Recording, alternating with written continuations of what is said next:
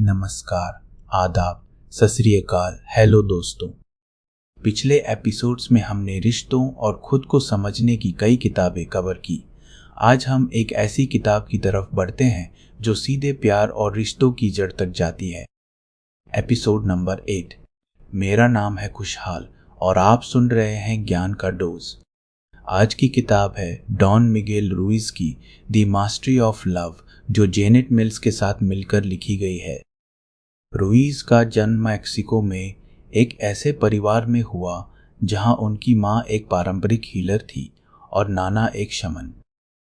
Ruiz खुद पहले एक सर्जन बने, लेकिन एक गंभीर कार एक्सीडेंट के बाद उनकी जिंदगी पूरी तरह बदल गई और वो अपने परिवार की टोल्टेक परंपरा की तरफ लौट आए। आज वो ईगल नाइट वंश के एक नागवाल यानी आध्यात्मिक गुरु माने जाते हैं और उनकी सबसे मशहूर किताब द 4 एग्रीमेंट्स रही है। इंट्रोडक्शन, द मास्टर और टोल्टेक कौन थे। इससे पहले कि हम किताब में उतरे, जरा टोल्टेक के बारे में जान लेते हैं। टोल्टेक कोई एक कौम या नस्ल नहीं थी, बल्कि प्राचीन दक्षिणी मैक्सिको में रहने वाले कलाकारों और ज्ञानियों का एक समूह था जिन्हें ज्ञान वाले स्त्री पुरुष कहा जाता था। ये लोग टियोटिहुआकान नाम की एक पवित्र जगह पर इकट्ठा होते थे, जिसे आध्यात्मिक बदलाव का केंद्र माना जाता था। समय के साथ स्पेनिश विजय के दौरान उनका ज्ञान छुप गया और गलत इस्तेमाल होने से बचाने के लिए नागवाल यानी गुरुओं की एक सीरीज के जरिए गुपचुप तरीके से आगे बढ़ता रहा। रुइज खुद इसी परंपरा की एक कड़ी मानते हैं। अब बात करते हैं किताब के खोलने वाली कहानी की, जिसका नाम है द मास्टर। कहानी कुछ यूं है। एक गुरु किसी भीड़ के सामने प्यार पर एक ऐसा भाषण देते हैं जो हर किसी के दिल को छू जाता है। भीड़ में एक बेहद विनम्र और नेक दिल आदमी होता है जो गुरु की हर बात ध्यान से सुनता है। भावुक होकर वो गुरु को अपने घर भोजन पर बुलाता है और गुरु हामी भर देते हैं। वो आदमी खुशी से पागल हो जाता है। वो सबसे अच्छा खाना, सबसे अच्छी शराब और गुरु को भेंट करने के लिए खूबसूरत कपड़े जुटाता है। पूरा घर सजाता है, टेबल तैयार करता है और गुरु का इंतजार करता है, लेकिन गुरु नहीं आते। इसके बजाय दरवाजे पर एक भूखी बुजुर्ग औरत आती है। आदमी थोड़ा निराश होता है, लेकिन उसे गुरु के लिए रखा खाना खिला देता है। फिर एक प्यासा अजनबी आता है। आदमी उसे वो शराब पिला देता है जो गुरु के लिए रखी थी। फिर एक ठिठुरता हुआ बच्चा आता है। आदमी उसे वो कपड़े पहना देता है जो उसने गुरु के लिए खरीदे थे। रात को जब आदमी सोता है तो सपने में गुरु आते हैं और कहते हैं, मैं आया था, 3 बार आया था। जब मैं भूखा था तुमने मुझे खाना दिया, जब मैं प्यासा था तुमने मुझे शराब दी, जब मैं ठंड से कांप रहा था तुमने मुझे कपड़े पहनाए। आदमी को एहसास होता है कि प्यार को शब्दों में सुनना अलग बात है और उसे अमल में लाना बिल्कुल अलग, और यही अमल असली मास्टरी है। रुइज यहीं से किताब की नींव रखते हैं। टोल्टेक मानते हैं कि पूरी दुनिया एक सपना है और हर इंसान अपने ही सपने का रचयिता है। ज्यादातर लोग एक ऐसे सपने में जी रहे हैं जिसे टोल्टेक नरक का सपना कहते हैं, जो डर, दर्द और अन्याय से भरा होता है। लेकिन एक दूसरा रास्ता भी है, प्यार का सपना, और यही इस किताब का मकसद है। चैप्टर 1, घायल मन। रुइज कहते हैं कि हम सबके अंदर एक इमोशनल बॉडी होती है, ठीक वैसे ही जैसे हमारा एक फिजिकल बॉडी होता है, और जैसे शरीर पर चोट लगती है वैसे ही इस इमोशनल बॉडी पर भी घाव लगते हैं। रुइज इसे स्किन की किसी बीमारी से जोड़कर समझाते हैं। हर घाव के अंदर एक जहर भर जाता है और यही जहर है डर। गुस्सा, ईर्ष्या, उदासी, ये सारी नेगेटिव भावनाएं असल में इसी डर से निकलती है। 3-4 साल की उम्र तक बच्चे इस जहर से मुक्त होते हैं, लेकिन धीरे धीरे बड़ों की सोहबत में यही जहर उनके अंदर भी बैठने लगता है। उदाहरण के तौर पर सोचिए, एक बच्चा जिसे बार बार डांटा गया, तुम कुछ नहीं कर सकते। बड़े होकर वो हर नए मौके से पहले खुद ही पीछे हट जाता है, ये सोचकर कि वो नाकाम रहेगा। ये कोई आज की सच्चाई नहीं, बल्कि सालों पुराना एक घाव है जो अब भी रिस रहा है। चैप्टर 2, मासूमियत का खो जाना। जैसे जैसे बच्चे बड़े होते हैं उनका डोमेस्टिकेशन यानी घरेलू ढलाई शुरू हो जाती है। उन्हें सज़ा और इनाम के सिस्टम से सिखाया जाता है कि कैसा बर्ताव सही है और कैसा गलत। वो अस्वीकृति का डर और काफ़ी अच्छा न होने का डर पालने लगते हैं। इसी डर से बचने के लिए वो अपनी एक झूठी परफेक्शन की छवि गढ़ लेते हैं, घर में अलग, स्कूल में अलग और आगे चलकर दफ्तर में अलग। उदाहरण के तौर पर सोचिए एक लड़की जिसे बचपन में बार बार कहा गया लड़कियां रोती नहीं। बड़े होकर वो अपनी असली भावनाओं को दबाना सीख जाती है और रिश्तों में भी अपनी ज़रूरतें खुलकर नहीं बता पाती, क्योंकि उसने बचपन से यही सीखा कि असली भावना दिखाना गलत है।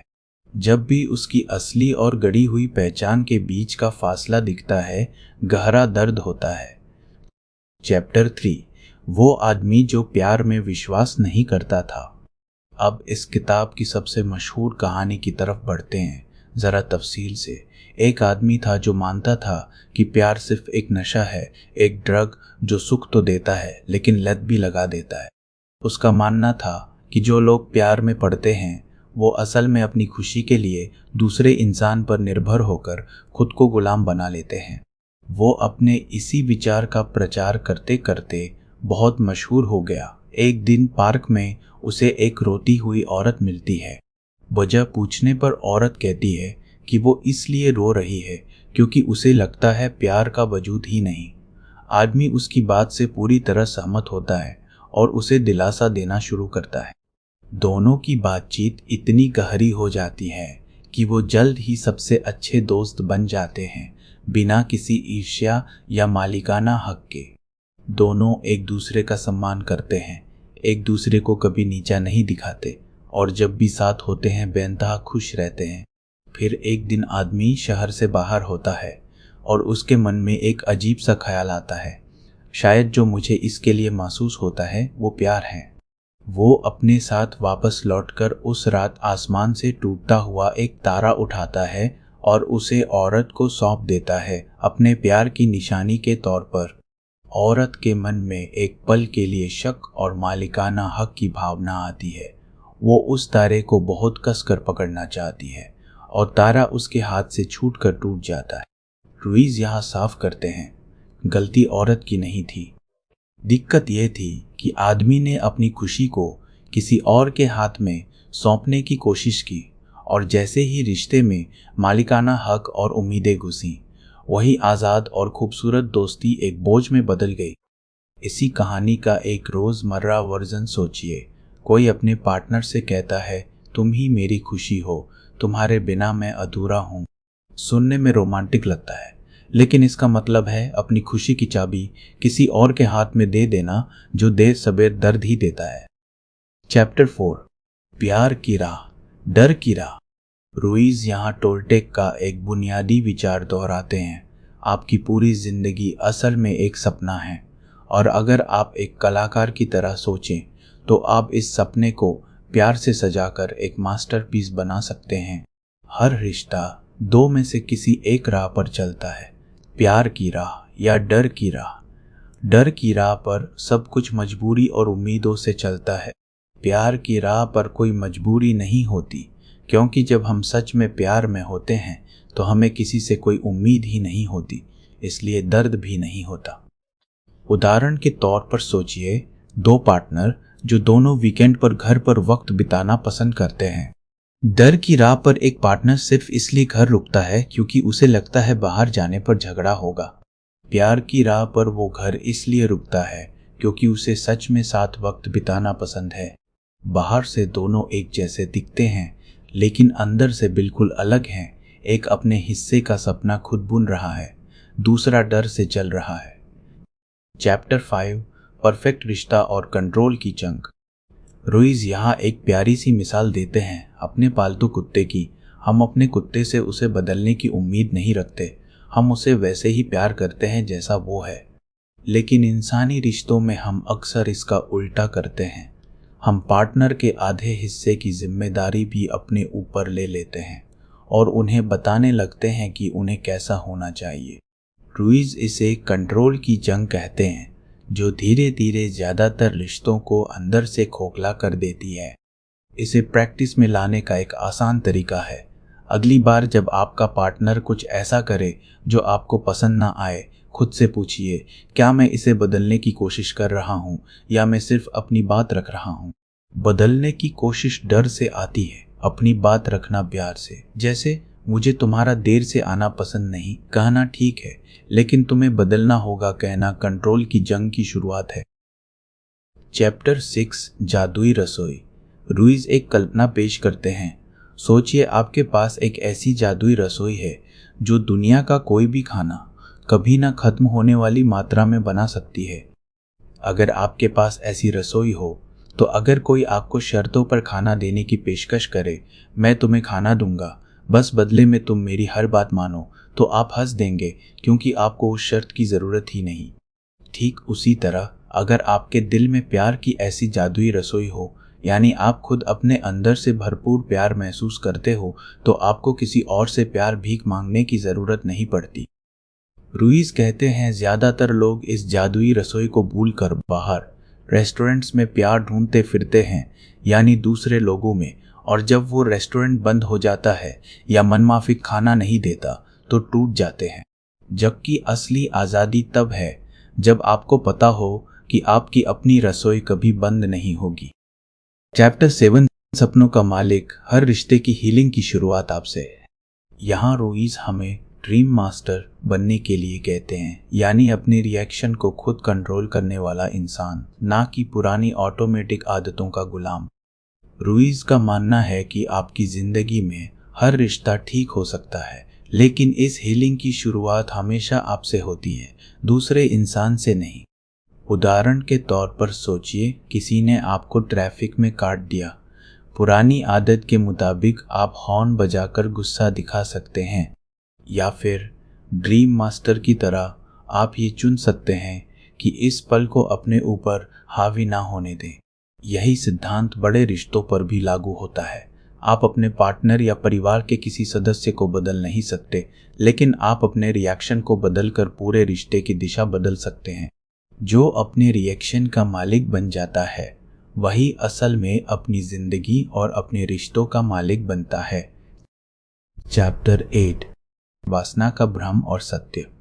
इस चैप्टर में रुइज बताते हैं कि हमारा शरीर स्वाभाविक रूप से एक जैविक ज़रूरत रखता है, लेकिन असली दिक्कत सेक्स नहीं है। दिक्कत है वो जजमेंट, शर्म और मैनिपुलेशन जो समाज ने इसके इर्द गिर्द बुन दी है। बचपन से हमें सिखाया जाता है कि ये सही है और वो गलत, और यही सिखावन एक प्रोग्रामिंग की तरह हमारे अंदर बैठ जाती है। कई बार यही प्रोग्रामिंग शर्म और अपराध बोध बनकर हमारे रिश्तों में घुस आती है, भले ही उसकी कोई ठोस वजह ना हो। ये चैप्टर कुछ बेहद संवेदनशील विषयों को भी छूता है, जिसमें यौन हिंसा का जिक्र भी शामिल है। तो अगर आप इस विषय के प्रति संवेदनशील हैं, तो इसे ध्यान से सुनिए।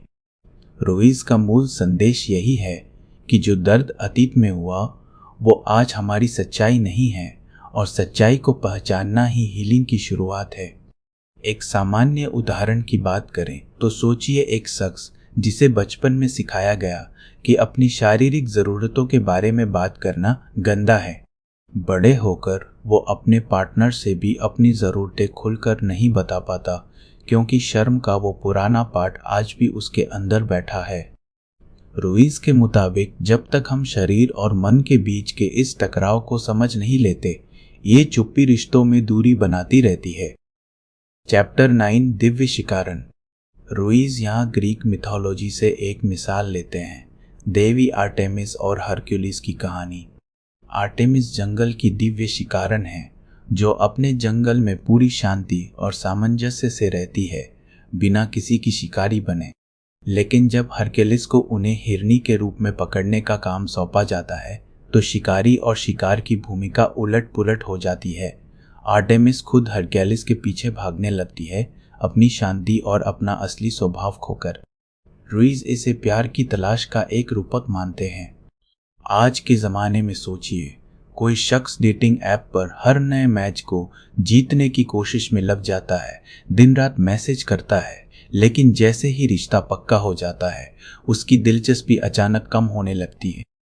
रुइस के मुताबिक ये असल में प्यार की चाहत नहीं बल्कि शिकार करने की आदत है जो अंदर की किसी कमी से जन्म लेती है। असली प्यार आर्टेमिस के जंगल जैसा है, शांत, संतुष्ट और बिना किसी पीछा किए हुए। चैप्टर 10, प्यार भरी आंखों से देखना। रुइस कहते हैं कि जब हम हर चीज को प्यार की नज़र से देखना शुरू करते हैं तो हमें हर जगह खूबसूरती नजर आने लगती है, चाहे वो इंसान हो या हालात।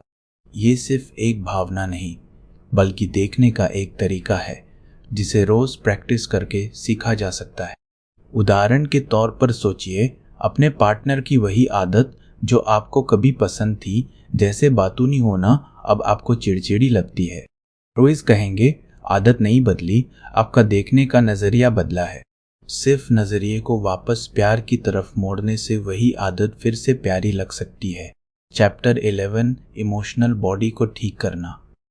रुइस यहाँ एक बेहद असरदार तरीका बताते हैं। घाव को ठीक करने के लिए 3 चीजें चाहिए: सच्चाई जो एक स्केल पेल की तरह काम करती है और झूठ को काटकर अलग करती है, माफी जो घाव को साफ करती है, और प्यार जो ठीक होने तक घाव को स्वच्छ बनाए रखता है। पहला उदाहरण, सोचिए कोई इंसान जो सालों पहले किसी दोस्त के धोखे से आज भी दुखी है। सच्चाई का मतलब है उस घटना को जैसी थी वैसी स्वीकार करना, ना कम ना ज्यादा, बहाने बनाए बिना। दूसरा उदाहरण, माफी का मतलब है उस बोझ को छोड़ देना, भले ही दोस्त ने कभी माफी ना मांगी हो। माफी देना आसान नहीं होता, लेकिन रुइस साफ करते हैं माफी इसलिए नहीं दी जाती क्योंकि सामने वाला उसका हकदार है, बल्कि इसलिए क्योंकि हम खुद उस दर्द से आज़ादी के हकदार हैं। तीसरा उदाहरण, प्यार का मतलब है खुद को इतनी दया देना कि वो घाव आखिरकार भर सके, जैसे कोई अपने आप से कहे मैंने जो झेला उसके बावजूद मैं प्यार के लायक हूँ। चैप्टर 12, आपके भीतर का ईश्वर। आखिरी शिक्षाओं में रुइस कहते हैं कि हर इंसान के अंदर एक दिव्य शक्ति मौजूद है और दुख कोई स्वाभाविक चीज नहीं बल्कि एक सीखा हुआ विश्वास है। जब हम अपने भीतर की इस दिव्यता को पहचान लेते हैं तो हम खुद को और दूसरों को बिना जज किए नम्रता और करुणा के साथ देख पाते हैं। चैप्टर 13, प्रार्थनाएं। किताब के आखिर में रुइस कुछ प्रार्थनाएं शामिल करते हैं जो पाठक को प्यार, माफी और आत्म स्वीकृति की तरफ लौटने में मदद करती हैं। हम यहाँ इनकी पूरी डिटेल में नहीं जाएंगे, ये हिस्सा असल में किताब पढ़कर ही महसूस किया जा सकता है। हमारा पॉडकास्ट इसके साथ पूरा इंसाफ नहीं कर पाएगा। अगर आपको खुद को जानने और अपने अंदर बैठी झूठी धारणाओं को पहचानने में दिलचस्पी है तो ये किताब खुद खरीद कर पढ़ना बेहद फायदेमंद रहेगा। और अगर वक्त मिले तो डॉन मिगेल रुइस और उनकी टोल्टेक परंपरा के बारे में भी थोड़ा गूगल कर लीजिएगा। इतिहास का ये हिस्सा वाकई दिलचस्प है। अब बात करते हैं कॉन्क्लूजन की। द मास्टरी ऑफ लव हमें सिखाती है कि हम सबके अंदर भावनात्मक घाव है और यही घाव हमारे रिश्तों में डर, ईर्ष्या और मालिकाना हक ले आते हैं। लेकिन इन घावों को सच्चाई, माफी और सबसे ज्यादा खुद से प्यार करके ठीक किया जा सकता है। जब हम ये कर लेते हैं तो हम दूसरों को बिना शर्त प्यार करने और स्वीकारने के काबिल बन जाते हैं। अब बात करते हैं आपके होमवर्क की। इस हफ्ते एक कागज पर वो एक इंसान लिखिए जिसे आपको माफ करना बाकी है, चाहे वो कोई और हो या खुद आप। फिर एक लाइन में लिखिए कि आप उसे किस बात के लिए माफ कर रहे हैं। याद रखिए, माफी का मतलब ये नहीं कि जो हुआ वो ठीक था, बल्कि इसका मतलब है कि अब आप उस बोझ को अपने साथ और आगे नहीं ले जाना चाहते। उम्मीद है आज का ज्ञान का डोज आपको पसंद आया। अभी के लिए इजाज़त दीजिए दोस्तों, जल्दी ही वापस मिलेंगे। अगर आपको ये एपिसोड पसंद आया हो तो अपना फीडबैक ज़रूर भेजिए और अगली किताब के लिए सुझाव देना ना भूलें। बायो में दिए लिंक्स पे